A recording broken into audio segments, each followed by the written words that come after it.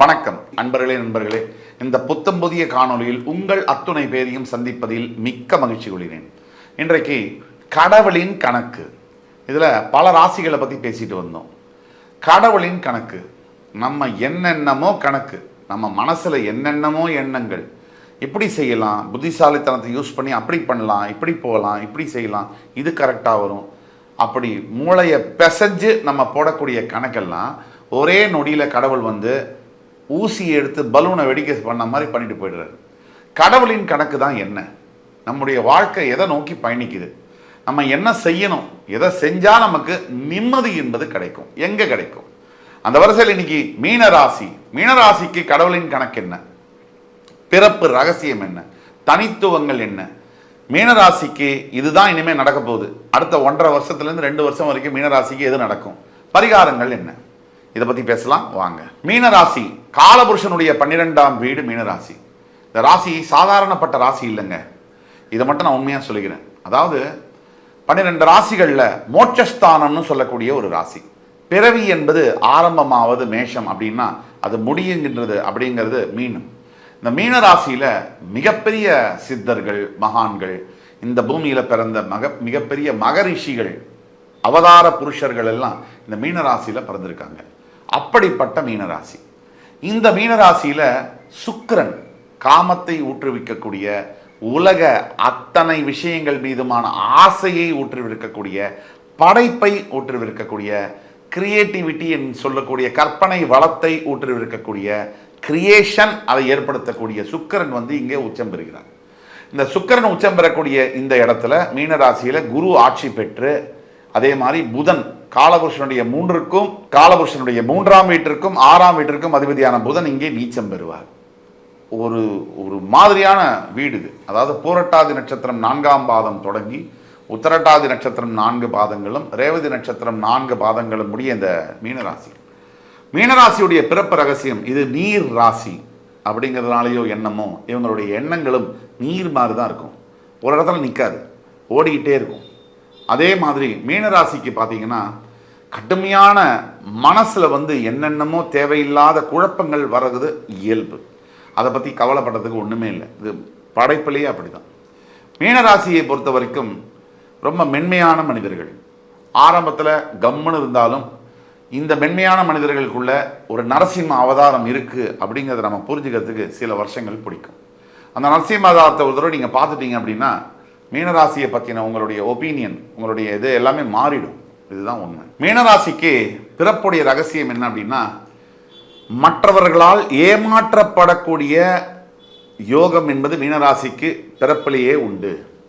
இது நெகட்டிவாக பேசுகிறேன்னு நினைக்க வேணாம், உண்மையை பேசுவோம். மீனராசிக்கு என்னமோ ஏதோ தூக்கம், அது வந்து கொஞ்சம் அதிகமான சிந்தனை, தூங்குற நேரத்தில் தூக்கம் பாதிக்கப்படக்கூடிய வாய்ப்புகள் உண்டு. மீனராசிக்கு ஓய்வில்லாத வாழ்க்கை. பிறப்பு முதல் இறப்பு வரை பார்த்தீங்கன்னு சொன்னால் எங்குமே கேப்பே இல்லை, ஒரு ஸ்பேஸே இல்லாமல் ஓடிக்கிட்டே இருக்கணும். மீனராசியில் பிறந்த பெண்கள் எஸ்பெஷலாக கல்யாணத்துக்கு பிறகு பார்த்தீங்கன்னு சொன்னால் நிற்கவே மாட்டாங்க. அதாவது உடம்பு சரி இருக்கோ உடம்பு சரியில்லையோ 365 நாள் விடுமுறை இல்லாமல் வேலை செய்யக்கூடியது மீனராசியில் இருக்கக்கூடிய பெண்களுடைய பிறப்பு ரகசியம். மீனராசி பெண்களுக்கு நல்ல ஆண்கள் வருவாங்க, தப்பில்லை, நல்ல கணவன்கள் வருவாங்க. ஆனாலும் மீனராசியில் பிறந்த பெண்களுக்கு நல்ல கணவன்மார்கள் அமைவார்கள். ஆனாலும் என்னமோ இவங்களை மீனராசி பெண்களை கணவன்மார்கள் டாமினேட் பண்ணுவாங்க. டாமினேட்னா அதிகாரம் செலுத்துவது. கல்யாண வாழ்க்கையிலுடைய முற்பகுதியில் ஃபஸ்ட்டு 15-20 வருஷம் கணவன் வந்து மனைவியை டாமினேட் பண்ணுவார். மீனராசி மனைவியை ஒரு 20 வருஷம் கழித்து இந்த மனைவி ஒரு அவதாரம் எடுத்து அந்த கணவனை கடைசி சாகர வரைக்கும் டாமினேட் பண்ணுவாங்க, கடாய்ந்து எடுத்துருவாங்க. இது மீனராசியுடைய பிறப்பு ரகசியம். ஆழ்ந்த பச்சாதாபம், கற்பனை வளம், ஆன்மீக நாட்டம் இதெல்லாம் அதிகமாக கொண்ட ஒரு ராசி மீனராசி. இது மீனராசியுடைய ஒன் ஆஃப் த தனித்துவம். உணர்ச்சி வயப்படக்கூடியவங்க, எளிதில் உணர்ச்சி வயப்படக்கூடிய ஒரு எமோஷன் ஆகக்கூடிய ஹேபிட், நேச்சர் வந்து மீனராசிக்கு இருக்கும். அதே மாதிரி அடுத்தவங்களுடைய எமோஷன்ஸையும் புரிஞ்சிக்க முடியாத ஒரு தன்மையும் இருக்கும்.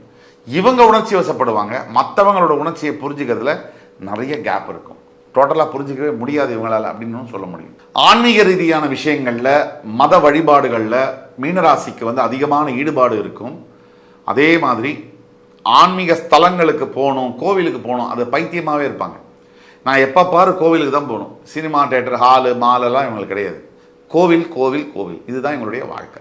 தான் மட்டும் குழப்பமடையாமல் தன்னை சுற்றி இருக்கிற எல்லாரையும் குழப்பக்கூடிய ஒரு மிகப்பெரிய சாம்பியன் வந்து மீனராசி தான்.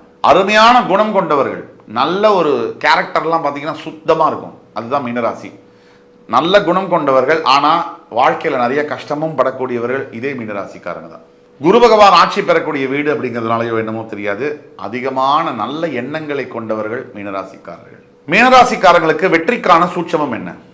முதல் பாயிண்ட், திருச்செந்தூர் சிவசுப்பிரமணிய சுவாமி முருகனை வந்து தொடர்ந்து வழிபட மீனராசிக்காரர்களுக்கு எப்பேற்பட்ட துன்பத்திலிருந்தும் எப்பேற்பட்ட சவால்களிலிருந்தும் தோஷங்களிலிருந்தும் நவக்கிரக தோஷங்களிலிருந்தும் விலக்கு கிடைக்கும்.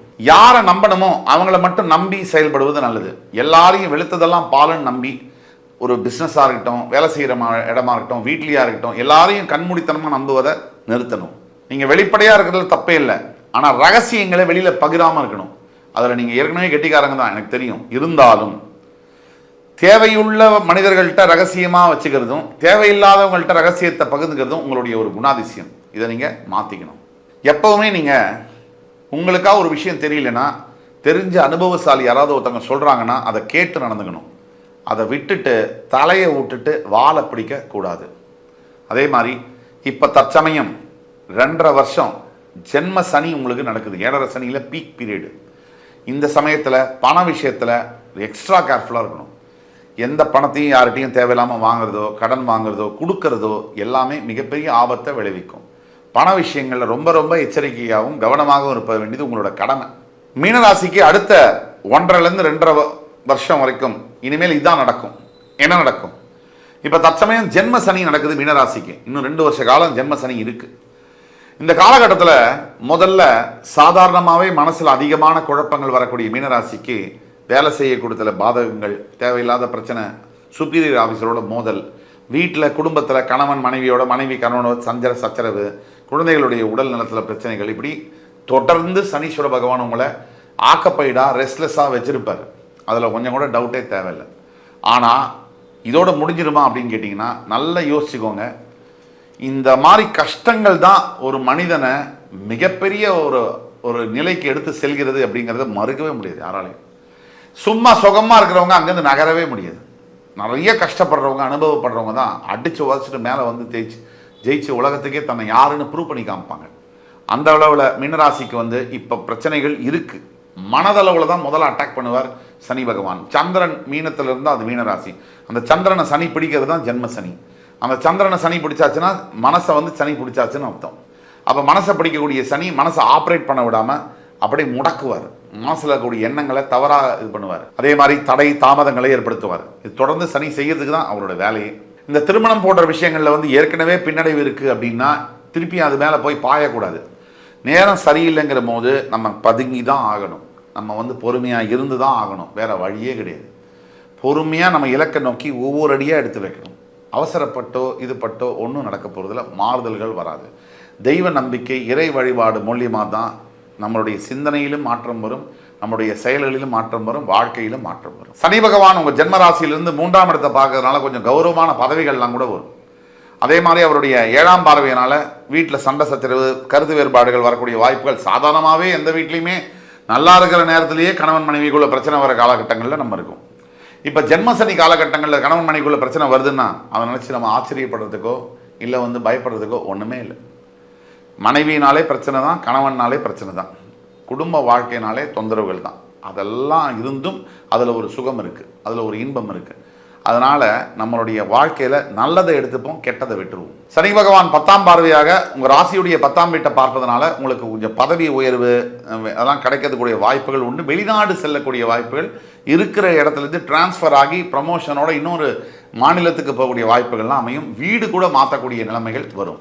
இந்த மாதிரி கடினமான காலகட்டத்தில் மீனராசி என்ன செய்தால், என்ன பரிகாரம், எதை செய்தால் ஜெயிக்க முடியும், சுருக்கமாக டக்குன்னு அதை பற்றி பேசுவோம் வாங்க. கடின உழைப்பு உங்களை காப்பாற்றும். இந்த மாதிரி ஜென்மசனி காலகட்டத்தில் பொறுமை, எளிமை, கடமை. உங்களோட பொறுமை, நீங்கள் இருக்கக்கூடிய எளிமையான வாழ்க்கை, நீங்கள் கடமையை தவறாமல் தினம் செய்கிறது, இதுதான் உங்களை காப்பாற்றும். உங்களுடைய உடல் ஆரோக்கியத்தில் மிக மிக கவனம் தேவை. உங்களோட மன அமைதியை தான் நீங்கள் காப்பாற்றிக்கணும். இந்த மாதிரி நேரத்தில் நீங்கள் சும்மா போனாலும் எவனா ஒருத்தன் வம்புக்கு இழுப்பான். நம்ம ஊரில் சாதாரணமாகவே அந்த மாதிரி வம்புகளை பெரிய இழுப்பாங்க. இந்த வெளியில் போகக்கூடிய டிராஃபிக் சமயத்தில் தான் தான் பெரிய வீரன்னு உடம்ப எரும மாடு மாதிரி வச்சுட்டு சில பேர் வந்து சண்டை போடலாம் வருவாங்க. அதெல்லாம் நீங்கள் இக்னோர் பண்ணணும். ஏன்னா வாழ்க்கையில் பல எரும மாடுகள் நம்மளை சுற்றி வரும். எல்லா எரும மாடு கூடயும் நம்ம சண்டை போட்டுட்டு இருக்க முடியாது. நம்ம போக வேண்டிய இலக்கை நோக்கி பயணிச்சுட்டே இருக்கணும். அவன் வீரத்தை காமிக்கிறது அந்த பைக்கில் போகிற அந்த இடத்துல தான் முடியும். புரியுதுங்களா? வாழ்க்கையில் ஜெயிக்கிறதுல அவனோட வீரத்தை காமிக்க முடியாது. ஆம்பளைங்களில் பல பேர் எங்கே தவற விடுறாங்கன்னா, உடல் வலிமையை தன்னோட உடல் வலிமை கம்மியாக இருக்கவன்கிட்ட போய் காமிக்கிறது தான் வீரம்னு நினைக்கிறாங்க. இதை போல ஒரு கோழத்தனம் இருக்கவே முடியாது. தன்னோட உடல் பலமாக இருக்கிறவன்கிட்ட காமிக்கிறது தான் உண்மையான வீரம். அதுவும் தேவையான அர்த்தமான விஷயத்துக்கு. ஸோ இந்த மீனராசி நேரம், இந்த நேரம் ஜென்மசனி அப்படிங்கிறதுனால ரொம்ப கவனமாக இருக்க வேண்டியது உங்களுடைய பொறுப்பு. செய்கிற தொழிலில் மாற்றங்கள் வரலாம். உங்களோட பதவிகள் ஏறினாலும் அந்த அதிகார துவனி உங்கள்கிட்ட வந்துடக்கூடாது. சனி வந்து டெஸ்ட் பண்ணுவார். உங்களுக்கு சின்ன பதவி உயர்வை கொடுத்து பார்ப்பார். இவன் எதாவது பண்ணுறானா, இவன் ஏதாவது கடமுடா செய்கிறானா, ஏதாவது திமிராக இருக்கானா, டக்குன்னு பிளக்கப்படுங்கிறவர். அதனால் அதை ஜாக்கிரதையாக நீங்கள் கையாள வேண்டியது உங்களுடைய கடமை. குரு பகவான் அதிசார குருவாக கிட்டத்தட்ட அக்டோபர் 18 டிசம்பர் 3 வரைக்கும் கடகராசியிலிருந்து அங்கேருந்து உங்கள் ராசியை பார்ப்பது குரு பார்வை கிடைக்கிறதுனால இந்த 45 நாள் உங்களுக்கு ஹாலிடே பீரியட், ஹனிமூன் பீரியட்னு கூட சொல்லலாம். சனியுடைய தாக்கம் முழுமையாக கம்மியாகும்.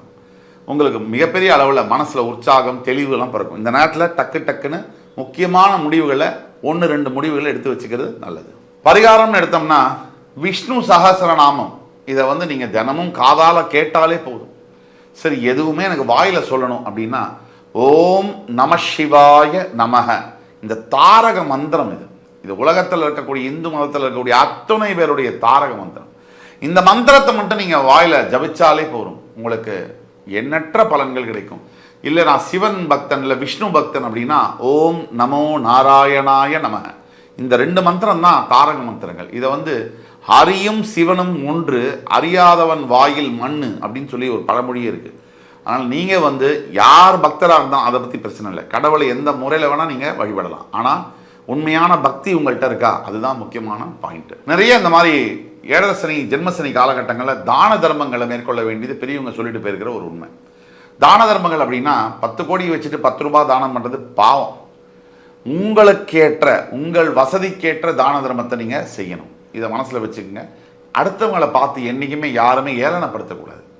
யாருக்கு வேணா எப்போ வேணா நிலைமை மாறும்.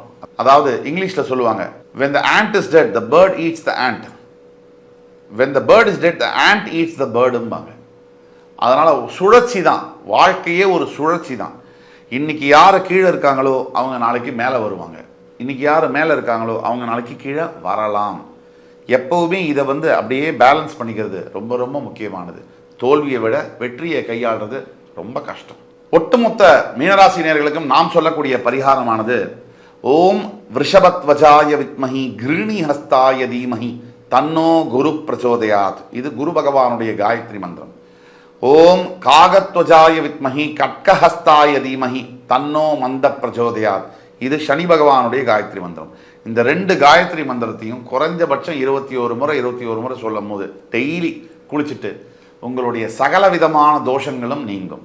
இறைவன் நேரடி அருள் உங்களுக்கு கிடைக்கும். இந்த நிகழ்ச்சி உங்களுக்கு பிடிச்சிருக்கும்னு நம்புறேன். வேறொரு நிகழ்ச்சியில் மறுபடியும் உங்கள் எல்லோரையும் சந்திக்கும் வரை உங்களிடமிருந்து விடைபெறுவது உங்கள் சுபாஷ் பாலகிருஷ்ணன். நன்றி, வணக்கம், வாழ்க வளமுடன்.